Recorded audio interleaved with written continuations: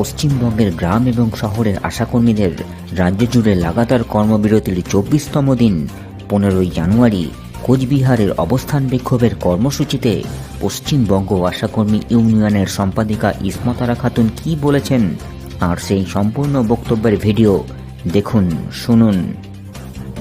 এখানে বিক্ষোভ সমাবেশে আগত এই জেলার সমস্ত ব্লক থেকে আগত সমস্ত আশাকর্মীদের আমি পশ্চিমবঙ্গ আশাকর্মী ইউনিয়নের রাজ্য কমিটির পক্ষ থেকে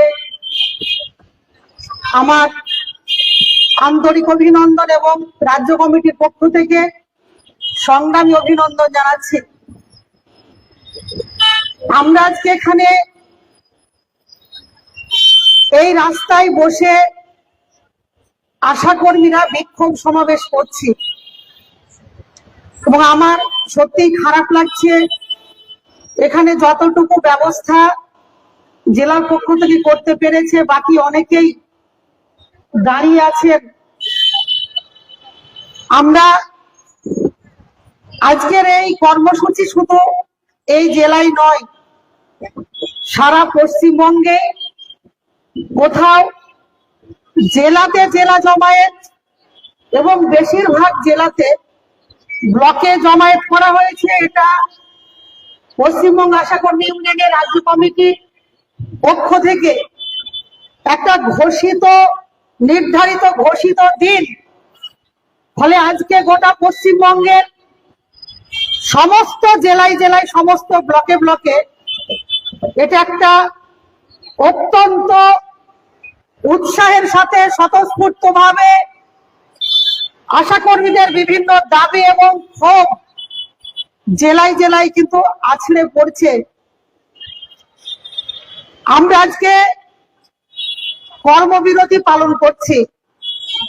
এই কর্মবিরতির আজকে ২৪তম দিন। আশাকর্মীদের তাদের কাজের হিসেবে আমরা ১ মাস অতিবাহিত করেছি। আমাদের এই কর্মবিরতি ১ মাস পার হয়েছে।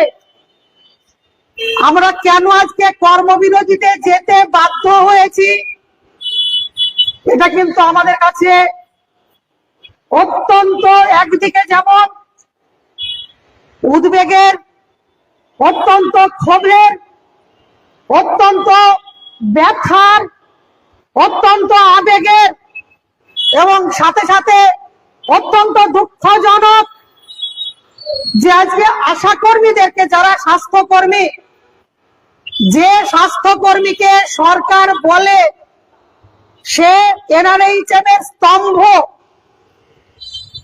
স্বাস্থ্যের ভিত, তারা ভিত্তিমূলে কাজ করে।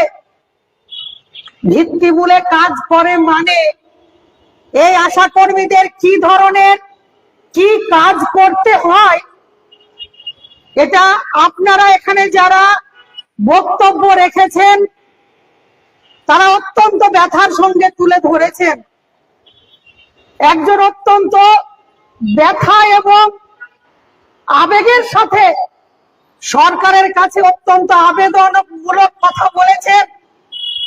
সেটা কিন্তু সকলের বুকে বেজেছে, আমারও একইভাবে বুকে বেজেছে এবং কানে সেই সুর এখনো প্রতিধ্বনিত হচ্ছে। সে বলেছে যে সরকার মহাশয়, আমরা কিন্তু অমানবিক হতে পারিনি, আমি পারছি না, আমার যে কর্মবিরতি, আমি কোথাও মনে হয় কর্মবিরতি থেকে একটু সরে গেছি। কারণ এলাকার মা, এলাকার বাচ্চা, এলাকার সাধারণ মানুষ তারা আসছে ওষুধ নিতে, তারা আসছে একটু পরামর্শ নিতে, তারা আসছে একটা পরিষেবা নিতে। কারণ তারা জানে যে ডাকলেই পাওয়া যায়, হাতের কাছে পাওয়া যায় আশাকর্মীদেরকে। তারা সাধারণ মানুষ, গ্রামের মানুষ, তারা মনে করে এরা আমার হয়তো জীবনটা রক্ষা করতে পারবে, এরা আমাকে দুটি পরামর্শ দিয়ে কিংবা আমাকে একটু ওষুধ দিয়ে আমার এলাজ করতে পারবে, আমাকে একটু রোগ থেকে মুক্ত করতে পারবে, আমাকে একটা ভরসা দিতে পারবে। আমরা জানি যে সমস্ত মানুষ যারা চিকিৎসার ব্যবস্থা আমাদের এই দেশের, আমাদের এই রাজ্যের কোন রকম একটা টিম করে যে একটা চিকিৎসা ব্যবস্থা হয়ে আছে, গ্রামের মানুষ বিশেষ করে তারা এই চিকিৎসার যেটা সর্বোচ্চ যে পরিষেবা, এই সর্বোচ্চ পরিষেবা পর্যন্ত তাদেরকে পৌঁছাতে হলে, সেই সর্বোচ্চ পরিষেবা তাদেরকে পেতে হলে তাদের অনেক পথ হাঁটতে হয়, অনেক খরচ করতে হয়, অনেক দেনার দায়ে তাদেরকে জড়াতে হয়। ফলে যতটুকু ব্যবস্থা সরকার এই সমস্ত কর্মীদের মাধ্যমে যেটা রেখেছে, মানুষ অত্যন্ত ভরসার চোখে দেখে, অত্যন্ত তারা মনে করে যে এরা আমার যেন একটা বিরাট কিছু, আমার ভরসার জায়গা। এটাই বাস্তব। ফলে আমরা কর্মবিরতি করছি, এলাকার মানুষ তারা আমাদেরকে দুহাত ভরে আশীর্বাদ করছে, সমর্থন করছে। আবার সেই মানুষগুলো যখন আসছে, মা তুমি আমাকে একটু ওষুধ দাও, আমার জ্বর হয়েছে, আমার কাশি হয়েছে, আমার এই একটা সমস্যায় পড়েছি, এই যে আজকে আশা কর্মীকে, তাদেরকে আজকে সরকার যে কমিটমেন্টে, যে দায়বদ্ধতায় জড়িয়ে দিয়েছে, আশা কর্মী তার দায়বদ্ধতা থেকে সে কি করে পারবে তার এই জায়গা থেকে একটা মানুষকে ফেরাতে? সে পারছে না, তার বুকে যন্ত্রণা আছে, সে কষ্ট পাচ্ছে, সে কর্মবিরতিতে আছে, সে মনে করছে যে আমি এই যে পরিষেবাটা দিলাম, আমি কি তাহলে অন্যায় করলাম? আমি কি তাহলে কর্মবিরতি ভঙ্গ করলাম? এই দোদুল্যমানতাতে যে আজকে সরকার আপনাদেরকে ফেলেছে, এর দায় সরকারকেই নিতে হবে। সরকারকে তাকে বুঝতে হবে এই আশা কর্মী ছাড়া যে আজকে সরকারের ভিত্তিমূলের যে স্বাস্থ্য বা শিশুর যে পরিষেবা, এটা যে কি চূড়ান্ত বিঘ্নিত হচ্ছে, কি মারাত্মক অবহেলিত হচ্ছে, হোম ডেলিভারি হচ্ছে। আমরা চাই না চাই, দুঃখজনক হলে বহু জায়গাতে মায়ের মৃত্যু, শিশুর মৃত্যু ঘটে যাচ্ছে। এটার যে এইরকম যে একটা অত্যন্ত অরাজকতা তৈরি হয়েছে, এই অরাজকতা সরকার হতে দিচ্ছে, তারা তার এই দায় সম্পূর্ণ, তার দায়িত্ব সরকারকেই নিতে হবে। কেন তারা এইরকম জায়গাতে, একটা অসহযোগিতার জায়গাতে আশা কর্মীদেরকে এবং আমাদেরকে এরকম একটা জায়গাতে তারা ফেলে রেখেছে? আমরা জানি যে আজকে সরকার, দুটি সরকার এই স্কিমের দায়িত্বে আছে, কেন্দ্রের স্কিম, কিন্তু রাজ্য সরকার আশাকে নিয়োগ করেছে, তার অ্যাপয়েন্টিং অথরিটি হচ্ছে রাজ্য সরকার। স্বাস্থ্য যৌথ তালিকায় আমরা যখন এই কাজে নিয়োগ হয়েছি, আপনারা যখন, আমি জানি সাথে হাতে অনেকেই আছে, আমি যাদেরকে জানি, চিনি, যারা নতুন তাদের কাছে আজকে অনেক কিছু জানা নেই। কি মারাত্মক একটা দুরবস্থা থেকে আজকে এরকম একটা জায়গায় স্বাস্থ্য ব্যবস্থা তার বুকের মানে সমস্ত আবেগ, সে মাথার ঘাম পায়ে ফেলে তার সমস্ত সংসার, সন্তান, তার সবটাকে তার পিছনে ছেড়ে সেকেন্ডারি করে আজকে আশা কর্মীরা সরকারের এই স্কিম, সরকারের মিশন কিভাবে তারা সাকসেস করেছে, আর সরকার এইটাকে কিভাবে তাদের শ্রম, তাদের যে আবেগ, তাদের যে নিষ্পাপ ভাবে তারা যে দায়বদ্ধতায় আজকে জড়িয়ে গেছে, এই পরিষেবার সঙ্গে যুক্ত হয়ে গেছে, এই যে আমাদের এই ধরনের যে অবস্থান, দায়বদ্ধতা, এই দায়বদ্ধতাতে আমরা আজকে বহু কিছু সরাতে পারছি না, এড়াতে পারছি না, যেটাকে পিছনে আমরা ফেলতে পারছি না। তাহলে সরকার যদি মনে করে আমি একটা স্কিমের জন্ম দিয়েছি, একই দিকে রাজ্য সরকার তারাও যদি মনে করে আমি একটু দান খয়রাতি করব, কিছু ছুঁড়ে বা হাত দিয়ে ফেলে দেব, আর এতেই এরা সমস্ত খুশি হয়ে এইভাবেই তারা কাজটা করে যাবে, এটা যদি আজকে কোন সরকার ভেবে থাকে, সে ভুল ভাবছে। তারা আমাদের এই দায়বদ্ধতা, আমরা যে আজকে দায়বদ্ধতায় আটকে গেছি, তারা এটাকেই এক্সপ্লয়েট করছে, এটাকেই শোষণ করছে, এবং এটাকেই তারা হাতিয়ার করে বঙ্গজননী ফুলমালা তাদের উপরে ছড়াচ্ছে, তাদেরকে তকমা দিচ্ছে, গ্লোবাল লিডার্স হেলথ অ্যাওয়ার্ড দিচ্ছে। এই অ্যাওয়ার্ড দিয়ে আর তাদেরকে কিছু তকমা দিয়ে তাদের পেট ভরবে না। ফলে আজকে আমরা জানি যখন এই স্কিম চালু হয় তখন আমাদের কে অভিভাবক, কে আমার সমস্যা শুনবে, কে আমার ভাতা বাড়াবে, কে আমার এই বকেয়া পূরণ করবে, এরকম একটা পরিস্থিতি ছিল। তখন সরকার কেন্দ্র এবং রাজ্যে আমরা জানি আজকে যে সরকার বদল হয়েছে, বিভিন্ন রাজ্যে রাজ্যে সরকার বদল হয়েছে, কেন্দ্রে সরকার বদল হয়েছে, আমাদের এই রাজ্যেও সরকার বদল হয়েছে, কিন্তু অত্যন্ত দুঃখের সঙ্গে আমাদের যে কথাটা বারবার আমরা বলে থাকি, সরকার বদল হয়েছে, কাজের পরিধি বদল হয়েছে, কাজের ধরন বদল হয়েছে, মানুষের রোগ, নিত্য নতুন রোগ এবং পরিষেবার নানান ধরন পাল্টেছে, কিন্তু আশা কর্মীর জীবনের তার বেতন ভাতা পেয়ে সে অন্তত একটু বেঁচে থেকে তার জীবনকে উন্নত করবে, তার পরিবারকে একটু সুষ্ঠুভাবে সে চালাতে পারবে, একটু পয়সা দিয়ে তার সন্তান তার পরিবারকে যে সুস্থ রাখবে, কোন সরকার কিন্তু সেই জায়গাতে সরকারের মিশন সাকসেস হয়েছে, মা বাচ্চার মৃত্যুর হার আশা কর্মী কমিয়েছে, কিন্তু আশা কর্মীর জীবনে কোন সুদিন তার জীবনের যে মিশন সেইটা সরকার আজকে সাকসেস করতে পারেনি। এটা আমার ব্যর্থতা নয়, এটা সরকারের ব্যর্থতা, সরকারের দায়। এই দায় আজকে সরকারকে নিতে হবে, এর জবাবদিহি সরকারকেই করতে হবে। সরকারের টাকা নাই, সরকারের কোনো কিছু করার নাই, আমরা কিছু বুঝি না।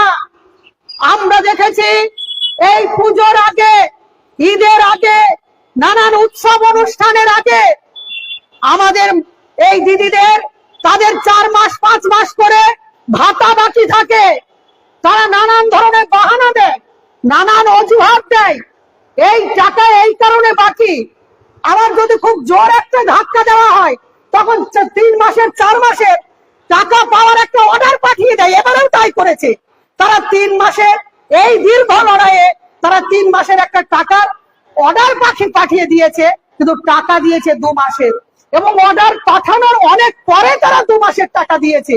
আমরা জানি এই ধাক্কা যদি আমরা না দিতাম তাহলে এই 2 মাসের টাকা দিলে না 6 মাস পর্যন্ত যেত। ওরা মার্চ পর্যন্ত এটাকে নানান ইয়ার এন্ডিং ফেন্ডিং এই সমস্ত নানান কিছু অজুহাত দিয়ে বাহানা দিয়ে এই টাকা তারা সুদে খাটিয়ে খাটিয়ে, আশার এই কম পয়সা তারা সুদে খাটিয়ে তাদের পেট ভরছে, আর আশাকে এইভাবে পথে বসিয়েছে। একটা উৎসব আনন্দ অনুষ্ঠান, আশা কর্মী যখন কোন আনন্দ অনুষ্ঠানে যোগ দিতে যায় তখন যদি একটা এএনএম এর কিংবা আমার কোন আধিকারিকদের ফোন আসে, আশা কর্মীদের বুকের মধ্যে কাঁপন ধরে যায় ভয়ে। এই কি হয়তো একটা আসবে, এই তুমি কোথায় আছো, তোমার অবস্থান কোথায়, তুমি কি কাজ করছো, মানে আমাকে যেন সবসময় অস্থিরতার একটা চাপে, মানসিক চাপে সারাক্ষণ রাখা হয় এবং ভয় ধরিয়ে রাখা হয়। আমরা ভাবি যে সত্যি এই ফোনটা ধরবো কিনা, ফোনটা ধরলে আমাকে জবাবদিহি করতে হবে, আমি কোথায় আছি, আমি কি করছি। তাহলে আমার কোনো ভালো মন্দ, পরিবার, আমার ডাক্তার দেখানো, আমার চিকিৎসা, আমার আনন্দ, আমার উৎসবে যাওয়া, আমার কোনো পারিবারিক কোনো আনন্দ অনুষ্ঠানে যাওয়া, আমার জন্য তুমি কোনো কিছু রাখোনি, আমার সেটা তুমি জীবন থেকে বিসর্জন দিতে চাইছো। আমার একটা আনন্দ অনুষ্ঠানের আগে আমার ন্যায্য যে পারিশ্রমিক, আমি কাজ করি ভাতা পাই, আমার একটা সাংবিধানিক অধিকার, আমি পরিশ্রম করি, তার নিরিখে আমাকে ভাতা দিতে হবে। সেই ভাতা সরকার বাকি রাখে 3 মাস 4 মাস 5 মাস 6 মাস পর্যন্ত, সেই ভাতা এরা বাকি রাখে। কত উৎসব যায়, কত অনুষ্ঠান যায়, কত বিনোদন, এমএলএদের উৎসব ভাতা, তাদের মাসিক ভাতা, তাদের বাৎসরিক ভাতা, তাদের বিদেশে ভ্রমণ করার ভাতা, কত ধরনের ভাতা বাড়াচ্ছে, তাদের প্রচুর অভাব, তাদের টাকা পয়সা নেই, তারা খুব অভাবে পড়েছে, তাদের ভাতা বাড়ছে। আর আশা কর্মীর পুজোর আগে 4 মাস 5 মাস করে কেন তার ভাতা দেওয়া হবে না, কেন তার ভাতা বাকি থাকবে? আমরা আরো দেখেছি এই পুজোর আগে ওই কলকাতার ধনধান্য প্রেক্ষাগৃহে সমস্ত ক্লাব কর্তাদের, ক্লাব মালিকদের ডাকা হয়েছে। কেন? পুজো করতে হবে, আনন্দ উৎসব, মানুষকে মাতোয়ারা করে দিতে হবে। আমার জীবনে যতই অন্ধকার থাকুক, আমার ঘর যতই অন্ধকার থাকুক, আমার ঘর যতই নিরন্ন থাকুক, যতই আরজিকর ঘটুক, যতই কামদুনি ঘটুক, আমাকে উৎসব করতে হবে, আনন্দ করতে হবে, সমস্ত গ্লানিকে আনন্দের আলোতে ঢেকে দিতে হবে। প্রেক্ষাগৃহে ক্লাব কর্তাদের ডেকে নিয়ে গিয়ে আমার মাননীয় মুখ্যমন্ত্রী বললেন, কত চাই তোমাদের? দর হাঁকার মতন, নিলাম হাঁকার মতন তিনি বললেন, কত চাই? ৮০,০০০, ৯০,০০০, ১,০০,০০০। আচ্ছা, ১,১০,০০০ দিয়ে দিলাম। টাকা নাকি সরকারের নেই? সরকার কোথায় টাকা খরচ করবে? এই প্রশ্ন আমরা একমাত্র তোলার অধ্যক্ষ রাখি, আমরাই তোলার সাহস রেখেছি। আমরা বলেছি, তুমি তোমার ভোটের জন্য, তুমি তোমার ভর্তুকি, দান, খয়রাতি এটা করবে, তোমার ভোটমুখী প্রয়োজন আছে। আমি যদি সত্যি সত্যি এদেশের শিক্ষা, এদেশের স্বাস্থ্য, স্বাস্থ্যকর্মী, শিক্ষাকর্মী, শিক্ষক, ডাক্তার, মাস্টার, আশা এবং আরো যারা এই স্বাস্থ্যের সঙ্গে জড়িত, তুমি হাসপাতালগুলোর কি অবস্থা করে রেখেছো?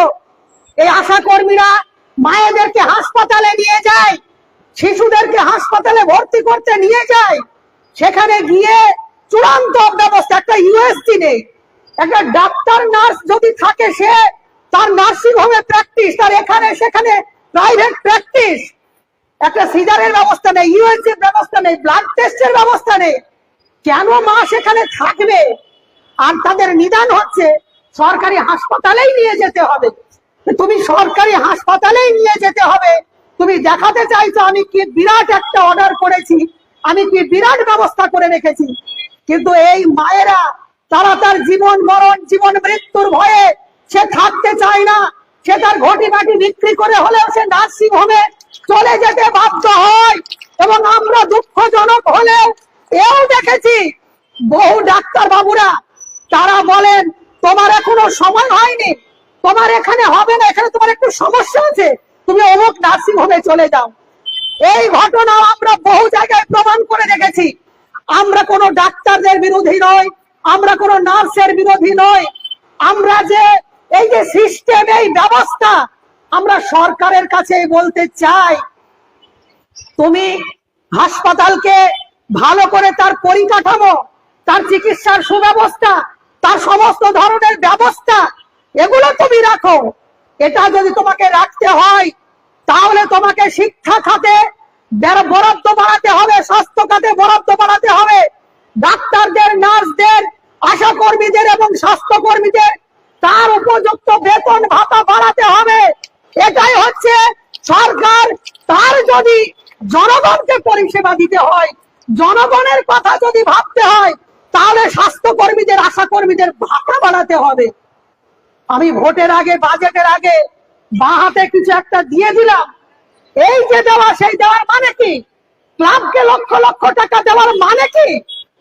যে আশা কর্মী উৎসবের আগে ভাতা পায় না, উৎসবের আগে তার সন্তানকে একটু কিছু জামা কাপড় কিনে দেওয়ার মতন এই আর্থিক সুরাহা যখন সরকার করতে পারে না, তাহলে সেই জায়গাতে তার কি করা উচিত? এই প্রশ্ন আমরা করেছি, আমরা 100 বার করব। তার জন্যই আজকে আমাদের এই রাস্তায় বসে পড়তে হয়েছে। আজকে 24 দিন কর্মবিরতিতে এই কারণেই আমাদের থাকতে হয়েছে। আজ শুধু 24 দিন নয়, আমাদের সেই করোনার পর থেকেই আমরা এই আশা কর্মীরা যারা স্বাস্থ্যের পরিষেবা দিয়েছে, এই আশা কর্মীরা যারা তার জীবন বাজি রেখে একেবারে অত্যন্ত কঠিন একটা সময়, যে সময়ে সাধারণ মানুষ, গোটা দুনিয়ার মানুষ, আমাদের দেশের মানুষ রাস্তায় বেরিয়ে তার জীবন মরণ এই একটা পরিস্থিতি হাতে করে নিয়ে যখন মানুষ ঘুরছে, সেই সময়ে আশা কর্মী একেবারে খালি হাতে, যার একটা পিপি ছিল না, যার একটা মাস্ক ছিল না, একটা স্যানিটাইজার ছিল না, কোনো প্রোটেকশন ছিল না। সরকার তখন বলে দিয়েছিল যে তোমাদেরকে কোয়ারেন্টাইন সেন্টারে ডিউটি করতে হবে। যে আক্রান্ত করোনায়, সেই আক্রান্ত পেশেন্টের সঙ্গে দাঁড়িয়ে তুমি তাকে পরিষেবা দিচ্ছ কিনা ছবি তুলে বিওমএইচের কাছে পাঠাতে হবে, সরকারের কাছে পাঠাতে হবে। এই করোনাতে বহু মানুষের যেমন জীবনকে ওলট পালট করে দিয়েছে, স্বাস্থ্য কর্মীদের জীবন একেবারে আমূলগতভাবে তাদের জীবন সবটাই ওলটপালট করে দিয়েছে। তারা পরিষেবা দিয়েছে, তারা করোনা যোদ্ধা তকমা পেয়েছে, তারা বঙ্গজননী উপাধি পেয়েছে, তারা সার্টিফিকেট পেয়েছে, সরকার তাদেরকে 35 টাকার একটা মিষ্টির প্যাকেট দিয়েছে। কিন্তু যে কর্মীরা আক্রান্ত হয়েছে, যে আশা কর্মী করোনাতে আক্রান্ত হয়েছিল, তাদের জন্য আমার মাননীয় মুখ্যমন্ত্রী ঘোষণা করেছিলেন তাদের জন্য 1 লক্ষ টাকা দেওয়া হবে। সেই 1 লক্ষ টাকা আশা কর্মীকে দেওয়া হয়নি, তাদের সঙ্গে প্রতারণা করা হয়েছে। এই ঘোষণাটা হয়েছে, কিন্তু সে টাকা পেয়েছে কি পায়নি সেটা সরকার বেমালুম চেপে গেছে। তারা মোটিভেটেড করেছে, তারা ভ্যাকসিন নেওয়া করিয়েছে, তারা বাড়ি বাড়ি স্লিপ বিলি করেছে, কে করোনায় কি সুস্থ হয়েছে, তার ভ্যাকসিন হয়েছে কি হয়নি বাড়ি বাড়ি খোঁজ নিয়েছে। তার জন্য কেন্দ্রীয় সরকার টাকা বরাদ্দ করেছিল প্রতি আশা কর্মীর জন্য। ওই 20 সাল, 21 সাল এবং 22 সাল, এই 12 মাসের 1 বছরের জন্য পরিষেবার জন্য তাদের 15,000 টাকা বরাদ্দ করেছিল। সেই টাকাও বেমালুম এই সরকারের বা বিভিন্ন স্তরের আধিকারিকরা হোক, সরকার হোক, স্বাস্থ্য ভবন হোক, তারা বেমালুম চেপে দিয়েছে এবং সেই টাকা তারা মেরে দিয়েছে, খেয়ে নিয়েছে। সেই টাকাও তাদেরকে দেওয়া হয়নি। আজকে 24 দিনের কর্মবিরতি শখ করে নয়, আমরা জানি এই কর্মবিরতি করছে এমনিতেই তাদের 1.5 বছর পর্যন্ত টাকা বাকি। 4 মাসের অলরেডি আবার হয়ে যাবে ফিক্স ভাব, তাদের যে ইনসেন্টিভ বাকি, 1.5 বছর পর্যন্ত পিএলআই বাকি, মোবাইল বিল আমরা আন্দোলন করে মোবাইল রিচার্জের টাকা আমরাই লড়াই করে আদায় করেছিলাম, সেই টাকা 6 মাস 7 মাস বাকি, জল পরীক্ষার টাকা বাকি, নুন পরীক্ষা, জল পরীক্ষা, নানান ভ্যাকসিন, নানান সার্ভে, এখানে ডেপুটেশন কপিতে পড়া হয়েছে।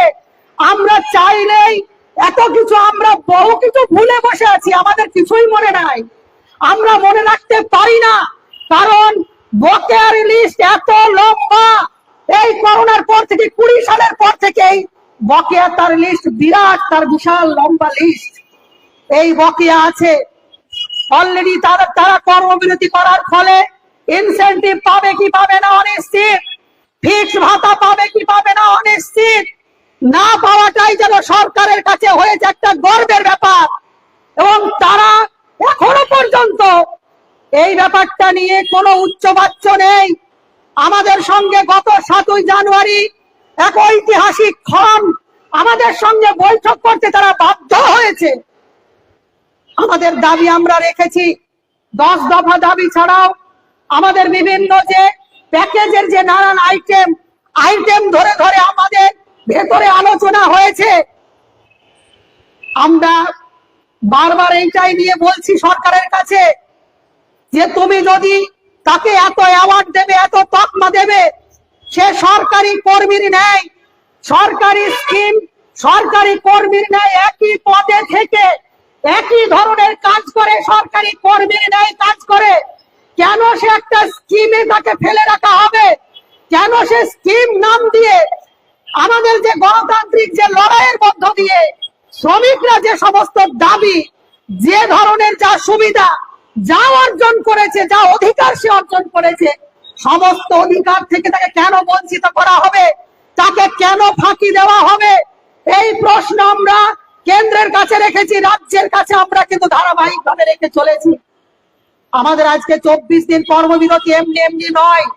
সরকারি কর্মীরাই যদি সে কাজ করে, কেন সরকারের যে মিনিমাম ওয়েজ, ন্যূনতম সরকার, রাজ্য সরকারের নির্ধারিত ঘোষিত যে টাকাটা পায় একজন দর্জি, একজন ইটভাটা শ্রমিক, একজন খেতি মজুর যে কাজ করে, একটা বিড়ি শ্রমিক মিনিমাম যে ভাতা পায়, মিনিমাম সরকার ঘোষিত যে ওয়েজ পায়, আশা কর্মীকে কেন রাজ্য সরকার সেই ভাতা দেবে না? এই ভাতা দিতে হবে, না হলে এই লড়াই যত দূর নিয়ে যেতে হবে, না হলে কেন সে দেবে না তার কৈফিয়ত আমাদের কাছে দিতে হবে। তারা কৈফিয়ত দিতে পারেনি, এই জবাব তারা দিতে পারেনি, কিন্তু এই জবাব আমাদের চাই। একটাকে বলতে হবে তোমাদের জন্য আমরা ভাবছি না, না হলে তাকে 15,000 টাকা ন্যূনতম ভাতা দিতে হবে। একটা আশা কর্মী সে যখন তার কোনো মাতৃত্বকালীন ছুটি নেই, তার সরকারি যে ছুটি সমস্ত কর্মীরা পায়, সেই ছুটি আশা কর্মী পাবে না। বলা হয় তোমার আবার ছুটি কি, তুমি 24 ঘন্টার কর্মী, তোমার সংসার নেই, তোমার পরিবার নেই, তোমার স্বামী পুত্র ছেলে মেয়ে কিছু নেই, তুমি সব সময় সমাজ সেবা করবে, তোমার সমাজ সেবা করার জন্যই তুমি জন্মেছো, ফলে যখন যা বলবো তখনই তাই করতে হবে। এবং ওরা সরকার দাসত্ব বৃত্তি করানো, মজুর বৃত্তি করানো, এই দৃষ্টিভঙ্গি নিয়েই সরকার আশা কর্মীদেরকে এইভাবেই তারা ভাবে। আমরা তাদের এই ভাবনার এই চিন্তার অবসান চাই। আমরা মনে করি আমরা দীর্ঘ এই দেশে এবং যুগে যুগে যে লড়াইয়ের মধ্য দিয়ে শ্রমিক কর্মচারীরা যে সুবিধা, যে অধিকার, যে মর্যাদা একদিন প্রতিষ্ঠিত হয়েছিল, সেই সুবিধা, সেই অধিকার, সেই মর্যাদা আশা কর্মীদের জন্য ঘোষণা করতে হবে। আমাদের কেন্দ্রের সরকার তারও একটা ঘোষিত ন্যূনতম মজুরি আছে, যেটা একটা কর্মী তার ন্যূনতম, তার ডেলি রেটেড হোক, তার সাপ্তাহিক হোক, তার মাসিক হোক, দিন যদি 650 টাকা করে সে পায়, আর একটা আশা কর্মী তাকে দিনে দেওয়া হবে 75 টাকা একটা আশা কর্মীর জন্য। এবং সে রাত দিন সারাক্ষণ কাজ করে যাবে, সে বাড়ি বাড়ি বলে বেড়াবে যে মায়েরা তোমরা তোমার সন্তান জন্মানোর পরে তুমি 6 মাস পর্যন্ত ভালো করে শরীরের যত্ন নাও, তুমি ভারী জিনিস তুলবে না, তুমি সিঁড়ি ভাঙবে না, তুমি ভালো করে তোমার সন্তানের যত্ন নাও, ব্রেস্ট ফিডিং করাও। আর আশা কর্মী তার সন্তান নয়, তার শরীর, তার মার হওয়ার কোনো অধিকার নেই।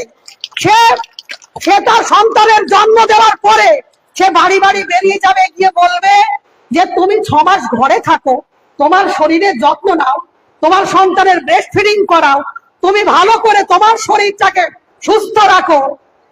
আশা কর্মীর মা হবে, তার শরীর, তার পরিবার, তার মাতৃত্বকালীন ছুটি, তার সুবিধা, এটা কোন অমানবিক একটা ব্যবস্থা হলে এই ধরনের একটা ব্যবস্থা এই সরকার, উভয় সরকারই সেই ব্যবস্থা রাখতে পারে। আমরা ধিক্কার জানাই তাদের এই অমানবিক যে সিদ্ধান্ত এবং অমানবিক যে নীতি। আমরা আজকে সাধ করে এখানে এই আশা কর্মী যারা ঘরের মা বোন, তারা সাধ করে রাস্তায় নামেনি, তারা অনেক যন্ত্রণায়, অনেক কষ্টে, অনেক ব্যথায় তারা আজকে এখানে নামতে বাধ্য হয়েছে। আমাদের এই যে আজকে আমাদের কর্মবিরতি চলছে, আজকে 24 দিন, এই কর্মবিরতির আগে আমরা প্রত্যেকটা সেন্টারে, আমরা প্রত্যেকটা ব্লকে, আমরা প্রতিটি আধিকারিক, প্রতিটি জেলা, ডিএম, বিডিও, এসডিও, বিওমএইচ, সিওমএইচ, স্বাস্থ্য ভবনের যতগুলি দপ্তর আছে সবাইকে আমরা চিঠি দিয়েছি। আমরা প্রধানমন্ত্রী দপ্তরে চিঠি দিয়েছি, আমরা রাজ্যপালকে চিঠি দিয়েছি, আমরা তাদের কাছে আমাদের দাবিপত্র দিয়েছি, আমরা সময়সীমা দিয়েছি, আমরা বলেছি আপনারা আমাদের সঙ্গে বসুন, আমাদের সমস্যার সমাধান করুন, আমাদের দাবি নিয়ে আপনারা আলোচনা করুন, আমাদের সঙ্গে বৈঠক করুন। কারণ আমরা পশ্চিমবঙ্গ আশা কর্মী ইউনিয়ন এবং পশ্চিমবঙ্গ পৌর স্বাস্থ্য কর্মী কন্ট্রাকচুয়াল ইউনিয়ন, যারা এ রাজ্যে একমাত্র সংগঠন, এআইইউটিউসি অনুমোদিত প্রায় 80,000 স্বাস্থ্যকর্মী, যারা আশা কর্মী, যারা এই ধরনের কাজটা করছে। এই 80,000 কর্মী, তার সঙ্গে তার পরিবার, এতগুলো মানুষ যারা যুক্ত হয়ে আছে। সরকারকে আমরা বারবার বলেছি, যারা কাজ করছে একটা নার্সের মতন, যারা কাজ করছে একটা ডাক্তারের, প্রায় সমস্ত ধরনের কাজ, তাদের ট্রেনিং, নানান ধরনের ট্রেনিং দিয়ে তাদেরকে দক্ষ শ্রমিকে পরিণত করা হয়েছে।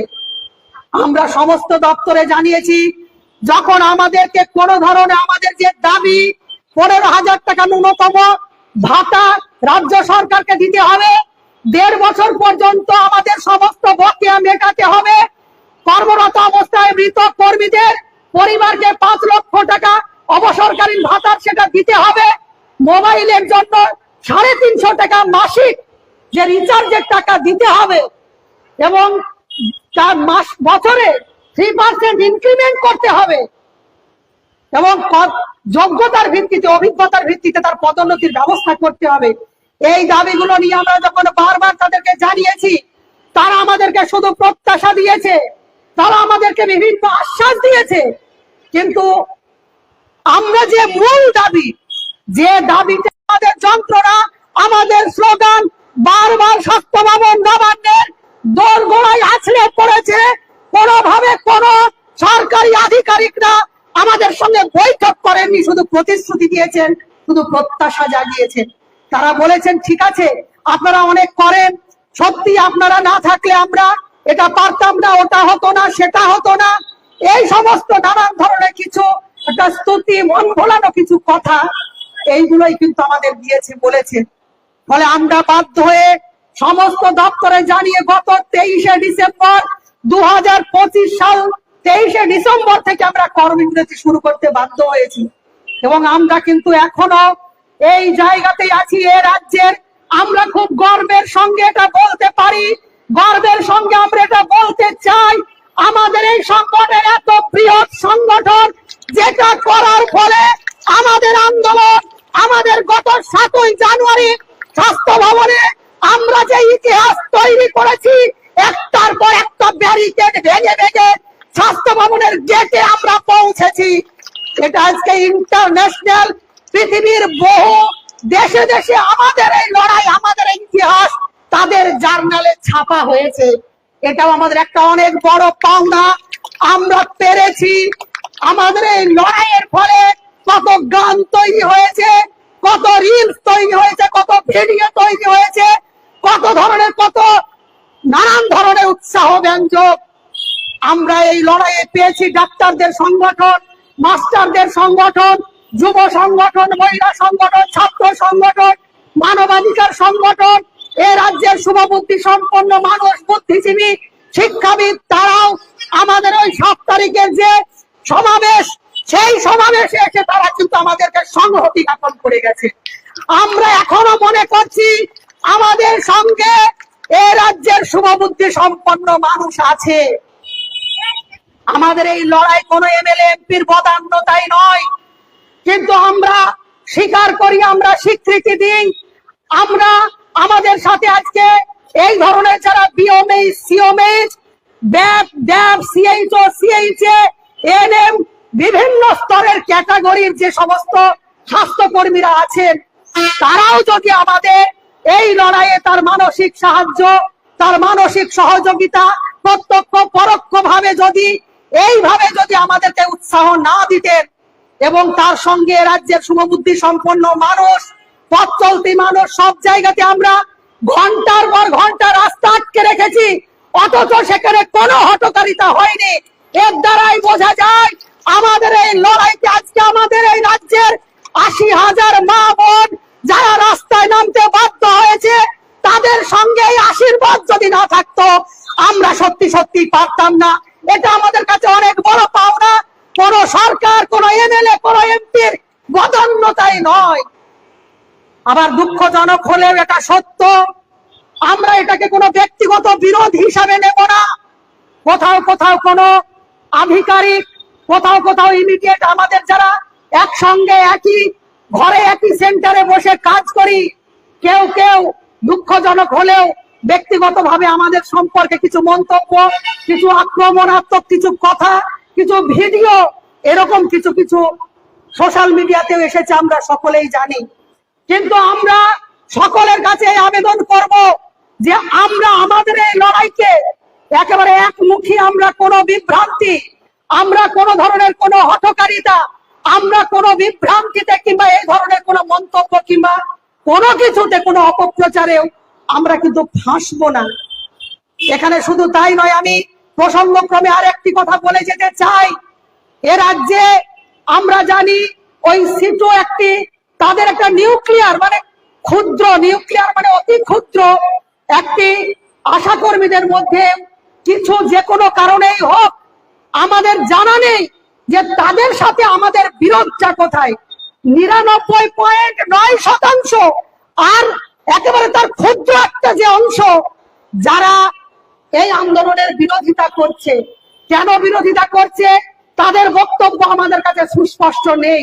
আমরা তাদেরকে করুণা করি, আমরা মনে করি তাদের এখনো সেই ভুল রাস্তা থেকে, বিভ্রান্তির জায়গা থেকে তাদের সরে এসে এই যে বৃহত্তর স্বার্থে এ রাজ্যে একক সংগঠন, একমাত্র সংগঠন, যে সংগঠনের লড়াইয়ে আজকে সরকারি কর্মচারীরা, ডাক্তাররা, মাস্টাররা, স্বাস্থ্য ভবনের এই যে অত বড় যে বিল্ডিং, সেই বিল্ডিং থেকে সমস্ত কর্মচারীরা বেরিয়ে এসে সেদিন আমাদেরকে বলেছেন আপনারাই পারবেন, আপনারাই পেরেছেন, আপনাদের দেখে আমরা আশাবাদী।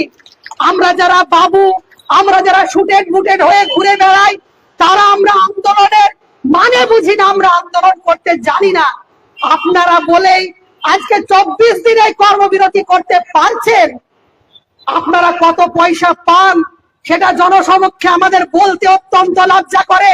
এ রাজ্যের সরকার 5250 টাকা দেয়, দিয়ে আমাদেরকে আজকে গাছ বিলি করা থেকে শুরু করে খেলা, মেলা, ভোট, এখন পিকনিকের সিজন চলছে। আশা কর্মীদেরকে বলা হয়েছে তারা ইউনিফর্ম পরে পিকনিক স্পটে গিয়ে ডিউটি করবে। কত বড় অমানবিক, কি ধরনের একটা মানে সস্তার শ্রমিক, তাকে কোথায় কোথায় লাগাবে এটা সরকার খুঁজে পাচ্ছে না। আমরা স্বাস্থ্য ভবনের পরিপূর্ণ বিরোধিতা করেছি। তারা স্বাস্থ্যকর্মী, তাদেরকে দিয়ে এই ধরনের অতিরিক্ত কোনো কাজ করানো চলবে না। আমরা মা বাচ্চার পরিষেবা দিতে এসেছি। আমরা এরপরে দাবি তুলবো, আমরা কোনো ভ্যাকসিনেটর নয়, আমরা কোনো ডাটা এন্ট্রি অপারেটর নয়, আমরা এই কাজগুলো কোনোভাবেই করব না। আমি শুধুমাত্র মা এবং বাচ্চার পরিষেবা দেব। আমাকে বেনিয়া বানিয়েছে, আমাকে হকার বানিয়েছে। একটু আগে একজন বলে গেছে সাথী কোম্পানির সঙ্গে ব্যবসায়িক সূত্রে সরকার ব্যবসা করছে, সাথী কোম্পানির সঙ্গে তারা গাছ ছড়া বেঁধেছে। কি করতে হবে না, ন্যাপকিন তারা প্রোডাক্ট করবে, এবং অত্যন্ত লজ্জার দুঃখের কথা হচ্ছে যে প্রোডাক্টটা তারা দেয় ওটা এত নিম্ন মানের যে একজন একবার নিয়ে দ্বিতীয়বার সে নিতে চায় না। তাহলে ঠকানো কেন? তুমি যদি কিশোরীদের সচেতন করবে, তুমি বিনা পয়সায় দাও, তুমি পয়সা কেন নেবে? আর যদি তাই না পারো, আশাকে তুমি ওই সস্তার কর্মী ভেবে তাকে দিয়ে তুমি হকারি করবে, সে ব্যাগে করে ন্যাপকিন বিক্রি করে নিয়ে বেড়াবে। আর তার জন্য বরাদ্দ কি? তার জন্য বরাদ্দ হচ্ছে 1 টাকা। আমি জানি না কোচবিহার জেলায় 1 টাকার কয়েন চলে কি? চলে না। তাহলে সরকার বাহাদুর, তারা এটাই মনে করে যে এদেরকে 1 টাকা দিয়ে সন্তুষ্ট করা যায়। কত বড় অমর্যাদা, কত বড় অসম্মান এটা! এই অসম্মান আমরা বহন করব না। প্রয়োজনে অন্যান্য জেলায় যেটা করেছে সমস্ত ন্যাপকিন নিয়ে যাবেন, এই আন্দোলনের ফেজে একদম রাস্তার প্রাণ কেন্দ্রে নিয়ে কি জ্বালিয়ে দেবেন, প্রতিবাদ করবেন যে আমি হকার সাজতে চাই না, আমার পবিত্র কাজ হচ্ছে মা বাচ্চার পরিষেবা দেওয়ার কাজ। আর 1 টাকা দিয়ে আমাকে ওই একজন বলে গেছে নুন পরীক্ষা 50টা বাড়ি করব 25 টাকা, জল পরীক্ষা আমি টাকা পাবো কি পাবো না, আমার এরিয়া থেকে অন্য জায়গায় আমাকে পাঠানো হবে। জল পরীক্ষার একটা আলাদা দপ্তর। আমরা এবারে ডেপুটেশন, এবারে নয়, গত যেদিন থেকে কর্মবিরতি শুরু হয়, ডেপুটেশন যেদিন আমরা দিতে গেছি, সরি ডেপুটেশন না, আমরা 23 তারিখ থেকে কর্মবিরতি শুরু করছি, সেদিনে আমি যখন জানাতে গেলাম এই যে এত কিছু অতিরিক্ত যে কাজগুলো, আমি বললাম যে পিএলআই এর 1.5 বছরের টাকা বাকি, আপনি এটা দেখুন। জল পরীক্ষার টাকা কেউ পাই না, যার আসে সে টাকাও বুঝতে দেওয়া হয় না, আশাকে দেওয়াও হয় না। হাওড়া জেলাতে কয়েক লক্ষ টাকার দুর্নীতি ধরা পড়ে গেল, এবং সেই 22 সাল থেকে আশা কর্মীদের কোনো জল পরীক্ষার টাকা দেওয়া হয় না, তো সব ব্লকে আসে।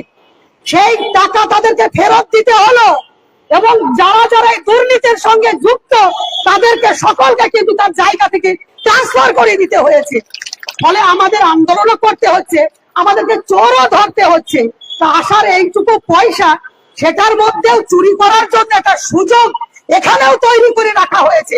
স্বাস্থ্য ভবনকে আমরা জিজ্ঞেস করেছি, আমাকে বললে যে জল পরীক্ষা পিএইচসি দপ্তরে, পিএইচসি পিএলআই ও বাড়ির 3 তলায়, কি জানো আরেকটা কি পোলিও ও বাড়ির 2 তলায়, ইনসেন্টিভ এ বাড়ির 1 তলায়, লেপ্রোসি ও বাড়ির ওখানে, আরসিএইচ ও বাড়ির সেখানে। আমরা বললাম এই যে আশাকে এতগুলো বাড়ির এতগুলো ঘর, এতগুলো অভিভাবক, এতগুলো গার্জিয়ানের হাতে যে আপনারা ভাগ করে দিয়েছেন, তা এটা করাটার মানে কি? সে কি সবার দুয়ারে দুয়ারে কাজ করার পরে গিয়ে বলবে আমাকে ন্যাপকিন বিক্রির টাকা দাও, জল পরীক্ষার টাকা দাও, আমি বাড়ি বাড়ি গাছ বিলি করেছি টাকা দাও, আমাকে বাঁশি ধরিয়ে দিয়েছো কে কোথায় শৌচকর্ম করছে তার জন্য তোমার আমাকে এটার জন্য টাকা দাও, আমাকে পিএলআই এর টাকা দাও, আমি 5 দিন ওই কি পোলিও করেছি টাকা দিচ্ছে 2 দিনের, আমার টাকা বেড়ে গেল আন্দোলনের ফলে, বাড়তি টাকা তো দূরে থাক আমার ন্যায্যটাই দিচ্ছে না। বলে আমাকে তুমি ভিখিরি বানিয়ে ছেড়েছো, আর আমাকে এত ট্রেনিং দিয়ে এত সুন্দর করে 15 দিনের ট্রেনিং, দিদিরা কোথায় যাচ্ছে না ট্রেনিং এ যাচ্ছে, কি করবে না 5 দিন ধরে শুধু হাত ধোয়া শেখানো হবে। বলে এত ট্রেনিং, ট্রেনিং এ যে এত খরচ, কি ট্রেনিং, ট্রেনিং গুলো যে করাচ্ছে তাহলে তার নিরিখে তার পদোন্নতির ব্যবস্থা করো, তার নিরিখে তার ভাতা বাড়াও। পরীক্ষা নিচ্ছ, এমন পরীক্ষা নিচ্ছে কর্মীরা সেখানে করে পড়তে পড়তে তো হয়রান হয়ে যাচ্ছে, ঘুম পেয়ে যাচ্ছে, ক্লান্ত হয়ে পড়ছে। ফলে আমাদেরকে খুব ভালো ভদ্র সুন্দর করে সাজিয়েছে। আর আমি যখন এলাকায় যাই, এটা করতে যাচ্ছি, ওটা করতে যাচ্ছি, সেটা করতে যাচ্ছি, আর আমার মানে এমন একটা অবস্থা, এলাকার মানুষও ভাবে যে এত ঘন ঘন আসছে, অত 20-25 হাজার টাকা নিঘাত পাই, এই জন্য এত ঘন ঘন এরা সব আসছে। সরকার এই যে প্রতারণা, আপনাকে ভালো ট্রেনিং দিয়ে, একটা ভালো ইউনিফর্ম দিয়ে, একটা ভালো রকমের করে বেশ সকালবেলায় আমরা ভালো করে সেজে গুজে বেরিয়ে যাচ্ছি, এটাই সরকার আমাদেরকে একটা প্রতারণায় ফেলেছে। আর আমি না পারছি এলাকার মানুষের কাছে বলতে যে না আমি এত ভাতা পাই না, আমাকে এত দেয় না, আমাকে যেটা দেয় সেটাও 10টা অভিভাবকের হাতে আমাকে ছেড়ে দিয়েছে, সেটাও আমি ঠিক মতো পাই না। এই অবস্থাতে পড়ে আজকে আমাকে এই কর্মবিরতিতে নামতে হয়েছে। এবং আজকে আমরা এই খোলা আকাশের নিচে যে কথাটা সর্বত্রই বলে যেতে চাইছি, বঞ্চনারও কিন্তু একটা সীমা থাকে, বঞ্চনারও কিন্তু একটা শেষ থাকে। সমস্ত শেষ, সমস্ত সীমা এবং আমাদের সমস্ত ধৈর্যের যে সীমা, যে বাঁধ, সেটা কিন্তু পেরিয়ে লঙ্ঘিত করেছে সরকার। এই জন্যই আজকে আমাদেরকে রাস্তায় বসতে হয়েছে। আমরা হাজারটা দপ্তরে ছুটতে চাই না, আমাদের 10টা অভিভাবক চাই না, আমাকে সরকার নির্ধারিত যে মিনিমাম ওয়েজ, আমি এককালীন একসাথে সবটাই পেতে চাই, কোনো ভাগে ভাগে টাকা নয়, কোনো ইনস্টলমেন্টে নয়, কোনো হেডে নয়। আমরা বলেছি আপনি এই 8 ভাগে টাকা পাঠাচ্ছেন, আগস্টে দিয়েছিল লাস্ট, তারপরে সেপ্টেম্বর অক্টোবর 2 মাস দিল, এই মাসে বসে সেপ্টেম্বরের 8 ভাগের যে টাকা কোন আশাকর্মী মেলাতে পারবে? 4 মাস আগে যেটা চলে গেছে। আর এটাই তো দুর্নীতি করার সবচেয়ে বড় সুবিধা, আর এটাই তো ঘটছে। আমি তোমাকেও পাপে জড়াতে চাই না, আর আমারও পরিশ্রমের যে টাকাটা তুমি সেটা সময়ে মিটিয়ে দাও। আমার সাংবিধানিক অধিকার, আমি পরিশ্রম করব, আমার সেই অনুযায়ী আমার ভাতা দিতে হবে। তুমি যদি সেটা না দাও, আমি কর্মবিরতি করব, আমি রাস্তা আটকাবো, আমি স্বাস্থ্য ভবন ঘেরাও করব, আমি আধিকারিকদের আটকে রাখবো, আমি রাতের পর রাত প্রয়োজনে কলকাতা রাজপথে আমি পড়ে থাকবো। আমি দেখাতে চাই আমাকে কতটা বঞ্চিত করেছে, এবং সরকার নানান ধরনের দান খয়রাতি করছে, অথচ আমার ন্যায্য পাওনা দিচ্ছে না। আমাদের ফিক্সড ভাতা, স্বাভাবিকভাবে অনেকেই প্রশ্ন করছে যে আমরা তো ফিক্সডটাও পাবো না।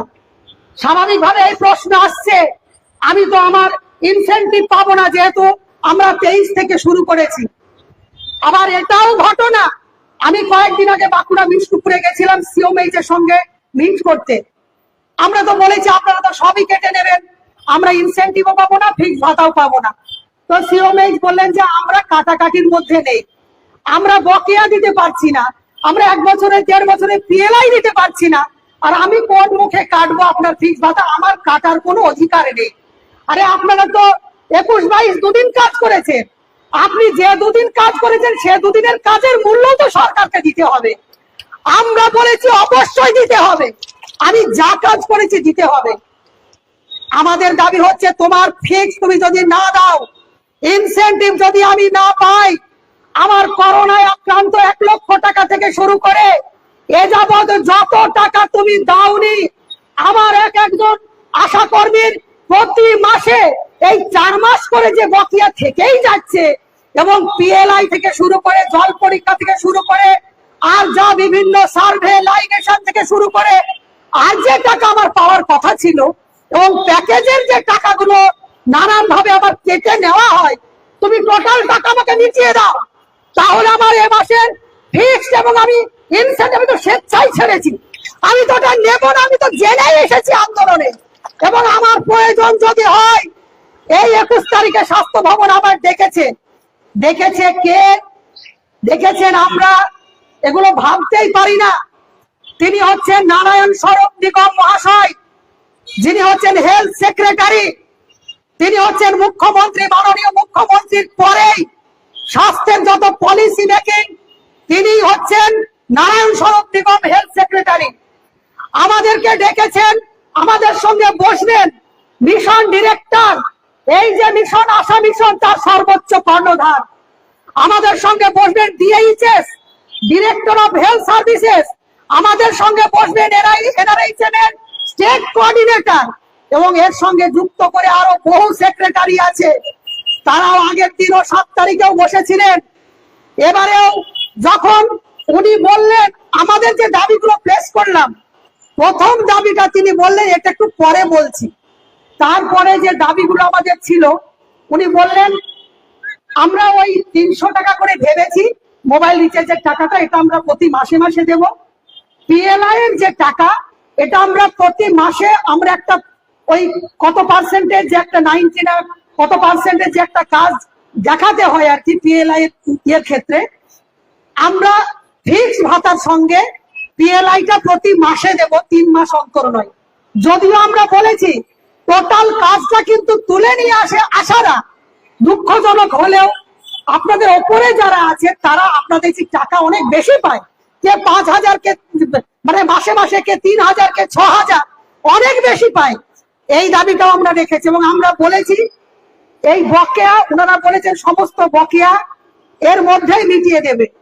তারা বলেছেন কর্মরত অবস্থায় যে কর্মীরা মারা যাচ্ছেন তাদের যে 5 লক্ষ টাকা, এটাও অলরেডি প্রায় ফাইনাল সিদ্ধান্ত হয়ে গেছে, ওটা দেওয়া হবে। আর আমাদের যে বকেয়াগুলো আছে এগুলো সমস্ত এরপরে রেগুলার থাকবে, আর ভাগে ভাগে টাকা দেওয়াটা এটা আমরা একই সাথে স্বাস্থ্য ভবন থেকে পাঠাবো। আমরা বলেছি যেগুলো আপনারা আগেও অতীতেও অনেকবার বলেছেন, কিন্তু এটা আপনারা বারবার বলছেন, ধোঁকা দিচ্ছেন, কিন্তু বাস্তবায়িত করছেন না। আমরা বলেছি যে এই প্রতিশ্রুতি আপনারা পূরণ করুন, কিন্তু আমাদের মূল যে বিষয়টা সেটা নিয়ে আপনি বলুন। ফিক্স ভাতা বৃদ্ধির ব্যাপারে উনি বললেন যে হ্যাঁ আমরা ভাবছি, এটা নিয়ে আমাদের অনেকটাই কথা হয়েছে। ওদিন উনি নবান্ন থেকে সোজা এলেন, বললেন সেক্রেটারিকে এইমাত্র বলে এসেছি, আপনারা আমাদের উপরে একটু ভরসা রাখুন, বিশ্বাস করুন, আপনাদের একটা কিছু হবে।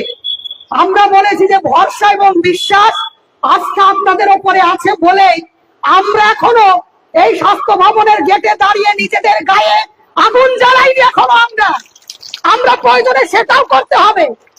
আপনি আমাকে না খাইয়ে ধুকে ধুকে মারছেন, এবার আমাকে নিজেকে আত্মহত্যা করতে হবে। উনি বললেন যে এটা কেন বলছেন আপনারা, আমরা আছি। আমরা বলেছি যে আপনারা আছেন, আপনাদের অস্তিত্ব আমাদের প্রশ্নে কতটা। আমরা বললাম যে ঠিক আছে, ভাতা বাড়াবেন, কত বাড়াবেন, কবে বাড়াবেন সেটা জানার জন্য কবে আসবো আমরা প্রস্তাব দিয়েছিলাম ডেট। গত 16 তারিখ বাস্তবায়িত না করেন, শুধুমাত্র কিছু আশ্বাস দিয়ে যদি ছেড়ে দেন, এটুকু বলে যাচ্ছি যারা আসবে তারা কিন্তু এই গেট থেকে সেদিন আর ফিরে যাবে না। আগের দিনও আপনাদেরকে বলে রাখি, আগের দিনও এন্টার দক্ষিণবঙ্গের সমস্ত কর্মীরা তারা লেপ কম্বল নিয়ে সেদিন এসেছিল ওখানে, তারা ওই খোলা আকাশের নিচে ওই 11 ডিগ্রি টেম্পারেচারে সেদিন থাকবে বলেই তারা এসেছিল। আবারও তারা 21 তারিখে এইভাবেই আসবে। আমরা সেখানে হটকারিতা করতে যাইনি, আমরা বোঝাতে চাই আমাদের প্রয়োজনটাকে, এবং তুমি যে আমার প্রয়োজন বুঝতে চাইছো না, এই বোঝাবুঝির জায়গাতে আমরা আমাদেরকে জিততেই হবে, এই মনোবল নিয়ে কিন্তু আমাদের সেদিন যেতে হবে। সেদিনে যারা যেতে পারেনি তারা অনেকেই ভেবেছে যে আমি কত বড় মিস করলাম, কারণ সেদিনের এই ইতিহাস, এত হাজার হাজার কর্মী একটা দৃষ্টান্ত তৈরি হয়েছে। আমরা দৃষ্টান্ত তৈরি করতে চাই, লড়াই আন্দোলনের মধ্য দিয়ে আমার অধিকার, আমার মর্যাদা আমি কিন্তু পেতে চাই, সেটাই আমরা বুঝে নেব।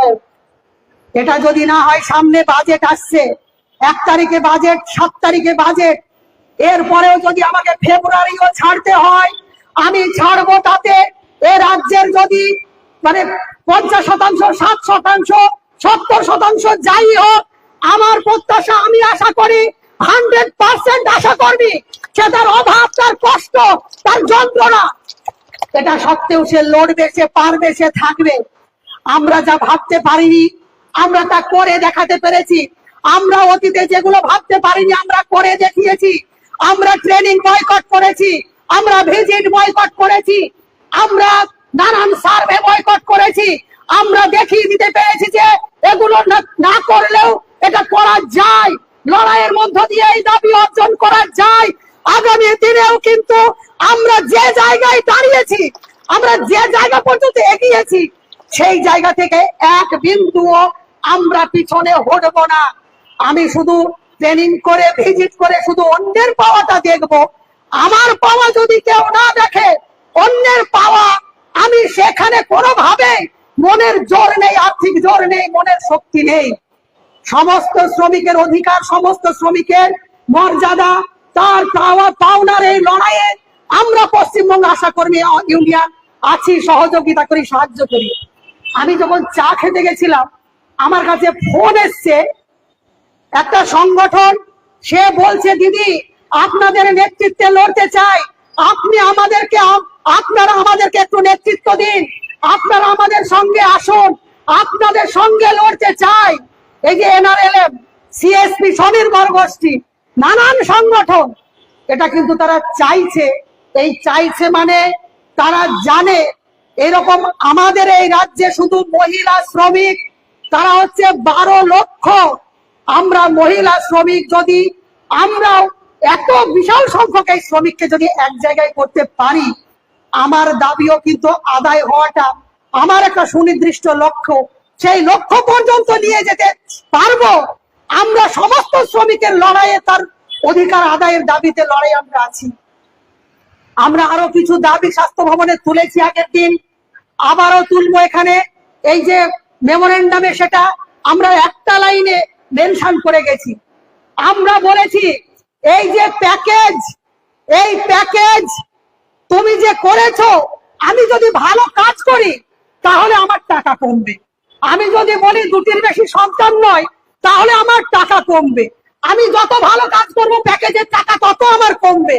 এবং সরকারও যেটা করবে, 5টা আইটেম এক জায়গায় করে দিয়ে আপনার টাকাটা না দেওয়ার জন্যই বাস্তবিক প্যাকেজ। আপনারা দেখেছেন এর আগেও অনেকগুলো বিষয় আমার পাওয়ার সময় হয়ে এলো আর ওই আইটেমটাই তুলে দিল। 12 সপ্তাহের নাম নথিভুক্ত আমার এই আগে ছিল, আমি ওই মাসেই পেতাম, এখন একেবারে এমন করে দিয়েছে সেই একদম সব শেষে, আপনারা জানেন। ফলে এটা 4th চেকআপের পরে এগুলো কিন্তু ওরা চালাকি করে আমার প্যাকেজের টাকা কেউ কি করে কমানো যায়। আমরা বলেছি 2টি বুধবার যদি কোনো কারণে কেউ কাজ করতে না পারে, সব বুধবারের টাকা ওরা কেটে নেয়। ওরা বলেছে যে এগুলো করবে না, কাটবে না, অর্ডার তারা বের করবে। আমরা বলেছি ট্রেনিং থাকাকালীন কোন বুধবারে কোন 3rd সেকেন্ডের টাকা কাটা চলবে না, সমস্ত টাকা দিতে হবে। কারণ এই প্যাকেজের এই যে 2000 টাকা যেটা কেন্দ্রীয় সরকারের শুরুতেই ঘোষিত ছিল, যে টাকাটা আপনাদেরকে দেয়নি, দিয়েছিল শুরুতে নানান সময় আমি আলোচনা এগুলো বলেছি, তখন দেওয়া হয়েছিল 800 টাকা, কিন্তু আপনার পাওনা ছিল ওটা 2000 টাকা। তদানীন্তন যে সরকারি ক্ষমতায় যারা ছিল তারা আপনাকে দেয়নি। কিভাবে আপনাদেরকে প্রতারণা শুরু থেকেই করা হয়েছে। আমরা কিন্তু পশ্চিমবঙ্গ আশা কর্মী ইউনিয়ন 2011 সালে এই ইউনিয়ন গঠন করে আজকে আমরা 100% আশা কর্মীকে আমাদের এই ইউনিয়নের ব্যানারের তলায় আমাদের দাবিতে তাদেরকে সমবেত করেছি। আমরা বলেছি এই প্যাকেজে যে তুমি হিসাব করলে 13-14 হাজার টাকা আছে, টোটাল টাকা পাওয়ার ব্যবস্থা করে দিতে হবে। কোনো শর্ত রাখা চলবে না, সব শর্ত তুলে দিতে হবে। কালাজ্বরের জন্য 1000 টাকা, আর আমি একটা মায়ের পরিষেবা দেবো সেটা 200 টাকা, 150 টাকা, 75 টাকা, এইসব চলবে না। আমার মূল কাজ মা বাচ্চা যদি হয়, সেখানে 300 টাকা নয় 700 টাকা দেয় দিল্লি, সেখানে টাকা বরাদ্দ বাড়াতে হবে। ফলে তুমি প্যাকেজে যেগুলো আমি পাবো না কোনোদিন, সেখানে টাকার বরাদ্দ তুমি বাড়িয়েছো, আর আমার যেটা পাওয়ার কথা, যেটা আমার মূল কাজ, সেখানে তুমি দেবে না। এই প্রতারণার বিচারিতা আমরা কিন্তু বন্ধ করব। ফলে এইভাবে আমরা আমাদের যত ধরনের যা যা দাবি তোলা যায়, এই দাবি নিয়ে আছি। সাময়িক আপনাদের কষ্ট আছে, আর্থিক কষ্ট আছে, বঞ্চনা আছে, আমি জানি। বহু জায়গাকার চোখের জল আমাদেরকেও কিন্তু মুখ ভারী করে। এই টাকাটা কিন্তু বহুজনের খুব কষ্ট করে তাকে ইনকাম করে তাকে সংসার চালাতে হয়। আমরাই আপনাদেরকে আন্দোলনে টেনে এনেছি, আমরা পথ দেখিয়েছি, এই নেতৃত্বের ওপরে আপনারা ভরসা করে এসেছেন।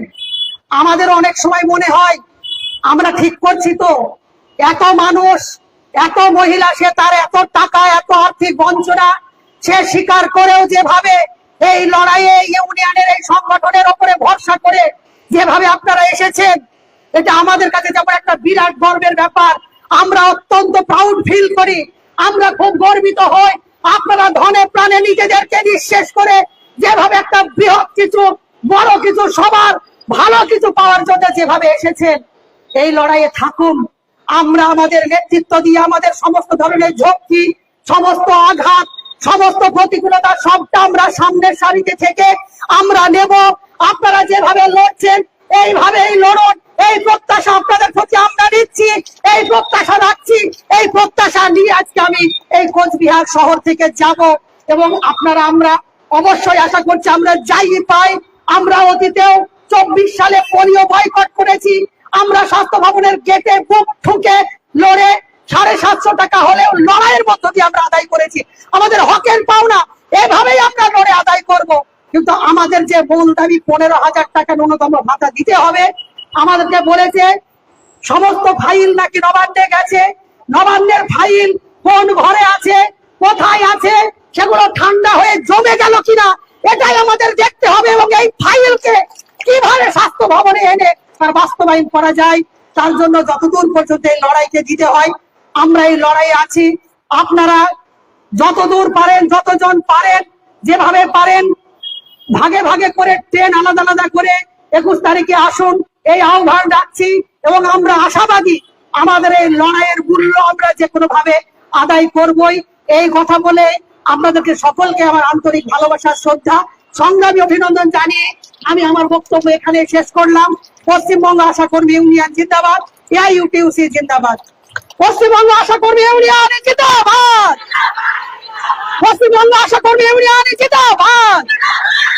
ভাগে ভাগে টাকা দেওয়া চলবে না, অবিলম্বে আশা কর্মীদের সরকারি স্বাস্থ্য কর্মীর স্বীকৃতি দিতে হবে।